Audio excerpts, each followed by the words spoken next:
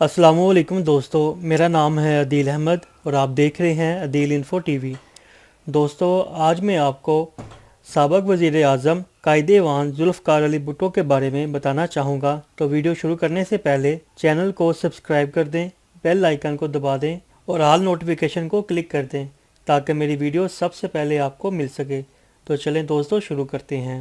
दोस्तों, ज़ुल्फ़िकार अली भुट्टो 5 जनवरी 1928 ईस्वी को लाड़काना में पैदा हुए। वजह वफ़ात फांसी, तर्ज़ वफ़ात सज़ाए मौत, शहरियत पाकिस्तानी, जमात पाकिस्तान पीपल्स पार्टी, ज़ौजा नुसरत भुट्टो, औलाद बेनज़ीर भुट्टो, मुर्तज़ा भुट्टो, सनम भुट्टो, वालिद शाह नवाज़ भुट्टो। ज़ुल्फ़िकार अली भुट्टो ने अपनी तालीम मुख्तलिफ़ यूनिवर्सिटियों से हासिल की, जिनमें जनूबी कैलिफोर्निया क्राइस्ट चर्च, जामिया California, Berkeley city law college हैं। पेशा सियासतदान, सफारतकार, वकील।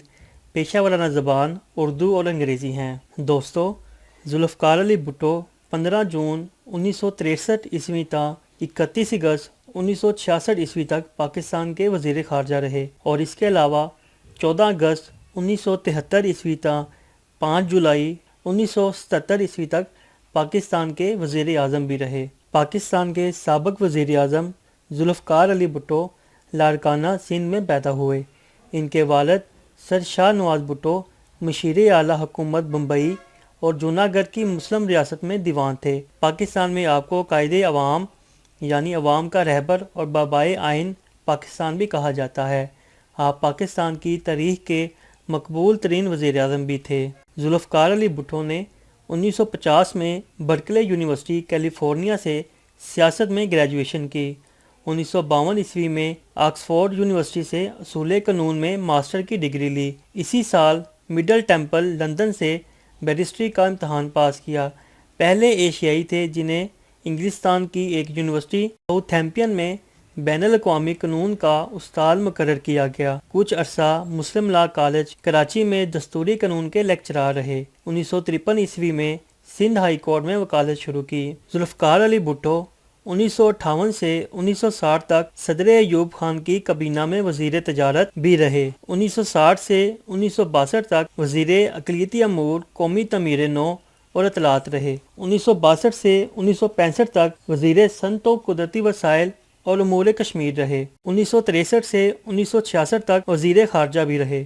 दिसंबर 1960 में पाकिस्तान पीपल्स पार्टी की बुनियाद रखी। 1970 के आम इंतखाबात में पाकिस्तान पीपल्स पार्टी ने मगरबी पाकिस्तान में नुमाया कामयाबी हासिल की। दिसंबर 1971 में जनरल याहिया ने पाकिस्तान की अनाने हुकूमत भुट्टो को सौंप दी। वो दिसंबर 1971 तक 13 अगस्त 1973 तक सदर मुमलिकत के ओहदे पर भी फाइज रहे। 14 अगस्त 1973 को नए आइन के तहत वज़ीर आज़म का हल्फ उठाया। 1977 के आम इंतखाबात में धांधलियों के सबब मुल्क में खाना जंगी की सी कफियत पैदा हो गई। 5 जुलाई 1977 को जनरल मोहम्मद ज़ियाउल हक ने मार्शल लॉ नाफिज कर दिया। सितंबर 1977 में ज़ुल्फ़िकार भुट्टो नवाब मोहम्मद अहमद खान के कत्ल के इल्ज़ाम में गिरफ्तार कर लिए गए। 18 मार्च 1978 को हाई कोर्ट ने इन्हें सजाए मौत का हुक्म सुनाया। 6 फरवरी 1979 को सुप्रीम कोर्ट ने हाई कोर्ट के फैसले की तौसीक कर दी और 4 अप्रैल को इन्हें रावलपिंडी जेल में फांसी दे दी गई।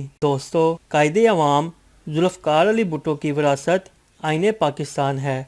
पाकिस्तान में भुट्टो का एहतराम और अहमियत वैसे ही रहेगी जैसे भारत में जवाहिर लाल नेहरू की है। इस्तेकाम पाकिस्तान में भुट्टो की अहमियत एक तरही हैसियत रखती है और इसके सहर से बचना मुमकिन नहीं। ज़ुल्फ़िकार अली भुट्टो पाकिस्तान के एटमी ताकत के मामार हैं। दोस्तों, 1 जनवरी 1974 को ज़ुल्फ़िकार अली भुट्टो ने पाकिस्तान के बैंकों को नेशनलाइज कर दिया, जिसे आलमी बैंकरों को ललकारने की वजह से भुट्टो को 4 अप्रैल 1979 को फांसी के फंदे पर अपनी जान से हाथ धोना पड़ा। दोस्तों, हम आपको हेनरी किसिंजर की वो धमकी भी आपको बताना चाहेंगे जो उसने ज़ुल्फ़िकार अली भुट्टो को दी। वो ये है कि फिर हम तुम्हें एक दहशतनाक मिसाल बना देंगे। Then we will make a horrible example of you. Henry Kissinger, सन 1976। दोस्तों, पाकिस्तान में जागीरदारों का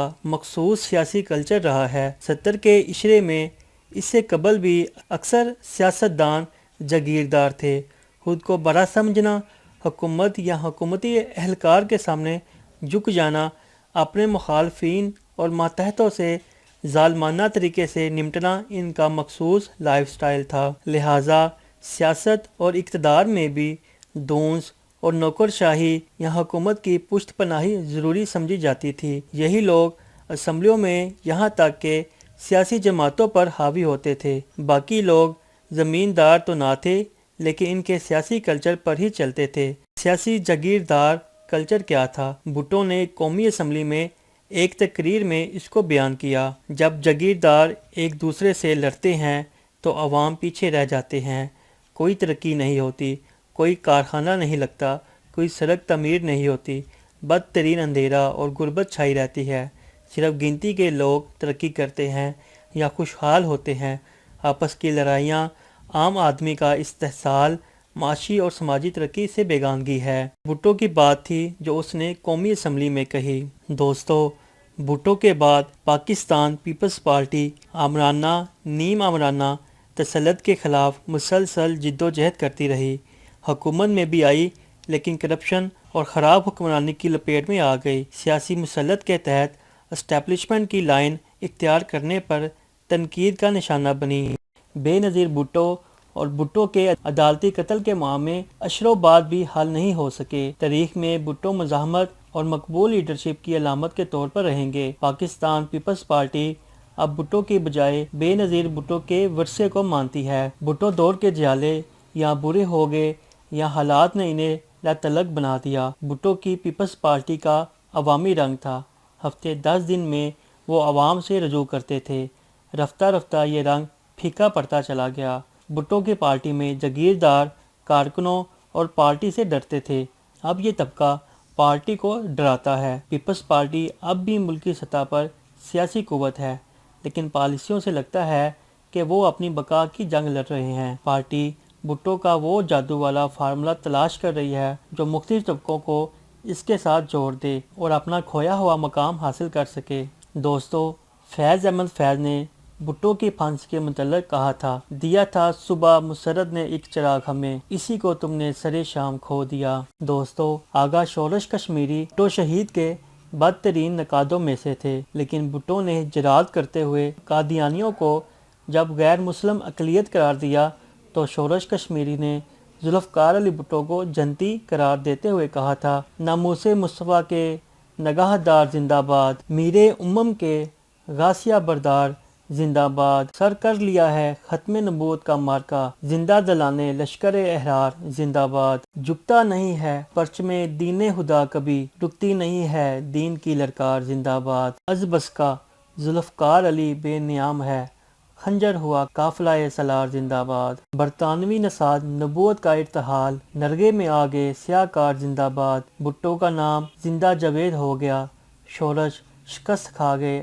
اشرار زندہ باد۔ محسن نقوی نے قائد عوام کو خراج عقیدت پیش کرتے ہوئے کہا، علی کی ذوالفقار تھا، وطن کا افتخار تھا، وہ زندگی کے گلستان میں بے خزاں بہار تھا، وہ رہنمائے مملکت وطن کا تاجدار تھا، سر عدو کے واسطے وہ تیغ بے نیام تھا، وہ قائد عوام تھا، وہ قائد عوام تھا، اس پرا تو کھل اٹھی کلی کلی کرن کرن، کہ اس کے دم سے بن گئی گلی گلی چمن چمن، بنا رہا دیس کو ارم ارم عدن عدن، وہ شیر دل جوان تھا، وہ مرد نیک نام تھا، وہ قائد عوام تھا، وہ قائد عوام تھا، وہ ولولوں کا تاجور و حوصلوں کا ترجمان، وہ دشمنوں کے واسطے تھا ایک برق بے آنا، منزلوں کی جستجو میں ہر گھڑی رواں دواں، کہ اس کے فکر آہنی کی زد میں صبح شام تھا، وہ قائد عوام تھا، وہ قائد عوام تھا۔ دوستو، ذوالفقار بھٹو کی پھانسی کے 32 سال بعد پاکستان پیپلز پارٹی کے شریک چیئرمین آصف علی زرداری کے ریفرنس پر سپریم کورٹ نے کیس کی سماعت شروع کی اور لارجر بینچ تشکیل دینے کا حکم دیا۔ دوستو، ذوالفقار علی بھٹو کا موضوع تو بہت طویل ہے لیکن میں اپنی ویڈیو میں بس اتنا ہی بیان کر سکا ہوں۔ امید ہے کہ آپ کو میری یہ کاوش پسند آئی ہوگی۔ آپ سے درخواست ہے کہ ویڈیو کو زیادہ سے زیادہ شیئر کریں تاکہ دوسرے لوگ بھی اس سے استفادہ حاصل کر سکیں۔ اپنا بہت سارا خیال رکھیے گا اور مجھے اپنی دعاؤں میں یاد رکھیے گا۔ اللہ نگہبان۔